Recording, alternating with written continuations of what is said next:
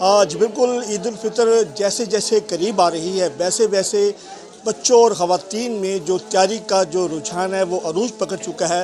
میں اس وقت موجود ہوں چونیا کے مین بازار میں۔ آپ دیکھ سکتے ہیں کہ مین بازار اس وقت جو ہے کھچا کھچ بھرا ہوا ہے، دل دھرنے کی جگہ نہیں ہے۔ ہر کوئی اپنی اپنی پسند کی شاپنگ کرتے ہوئے دکھائی دے رہا ہے۔ بہت سارے بچے جو ہے اپنی میچنگ چیزیں لے رہے ہیں، کوئی چوڑی لے رہا ہے، کوئی مہندی لے رہا ہے۔ بہت سارے لوگ جو ہیں وہ اس وقت بازار میں ہیں اور اپنی اپنی پسند کی چیزیں خرید رہے ہیں۔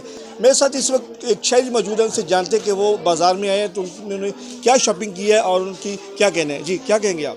جی ہم نا شاپنگ کے لیے آئے ہیں تو لیکن یہاں پہ تو مہنگائی بہت زیادہ ہے، چیزیں بہت زیادہ مہنگی ہیں، تو ہم تو بہت پریشان ہو گئے ہیں چیزوں کے ریٹ سن کے۔ تو پچھلے سال کی نسبت اس دفعہ بہت زیادہ مہنگائی ہوئی پڑی ہے، تو ہم حکومت سے یہ درخواست کرتے ہیں کہ نا چیزوں کے اوپر نا ریٹ کم کیے جائیں۔ جی جیسا کہ آپ نے شہری کی بات سنی، شہری کا کہنا ہے کہ مہنگائی اس قدر زیادہ ہے کہ چیزیں ہماری قوت خرید سے باہر ہو چکی ہے۔ ان کی جانب سے یہ مطالبہ کیا گیا کہ حکومت اس بات کا نوٹس لے تاکہ عام شہری اپنی عید کی خوشیوں کو دوبارہ کر سکے۔